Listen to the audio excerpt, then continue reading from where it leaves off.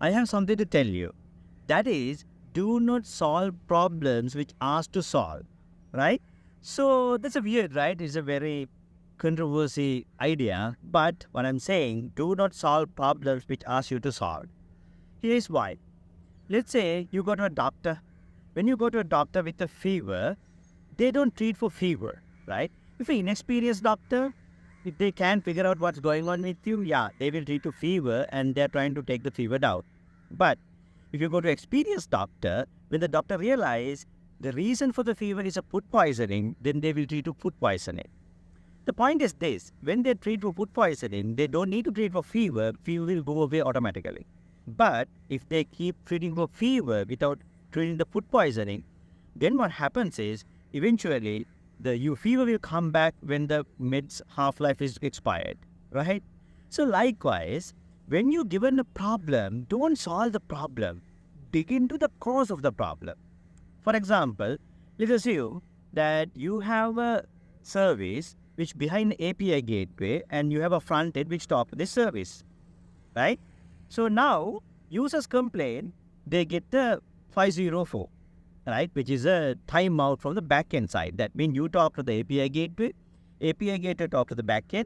If the backend is timed out, backend didn't respond on time, then probably gateway return you the 503 or 504, depend on the where the service is located. Now, what you do is you increase the timeout. Now problem half a way solved. Now let's say you got 100 errors before, now you don't get the 100, but you get like 80, right? So now you like increase furthermore. So now you don't get 80, then you get like 60, right? You increase furthermore, now you get 40. So as long as you increase the timeout, you can reduce the number of errors occurring. But let's say now you ended up with a 15 minutes timeout. It's ridiculous. Why? Because HTTP connection, waiting for 15 minutes, there can be so many side effects, so many chain reaction triggers, right? Because the firewall see the idle connections and they try to drop it, then you will lose everything. So many things can go wrong. So you should not put the prolonged HTTP timeouts.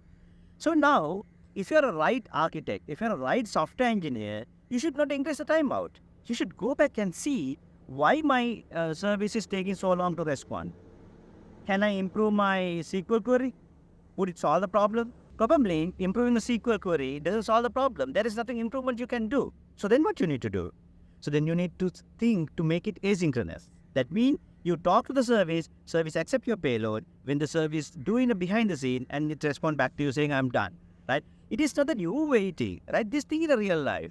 Do you like to wait like 2 hours, 3 hours until like you go to, let's say, repair your laptop or repair your phone? You don't want to wait 6 hours there, right? So you will say, hey, once you fix this, give me a call. I will come and collect it. They apply the same thing, right? This is just one example. But the point is, if you want to become a good architect, if you want to become a good software engineer, do not solve the problem client asks you to solve, right? Keep in mind, managers don't like it. PMs hate this because you take more time to solve the problem. But give some immediate solution, but dig into the root cause and fix the root cause. Then you don't have to solve the problem at all. Good thing, right?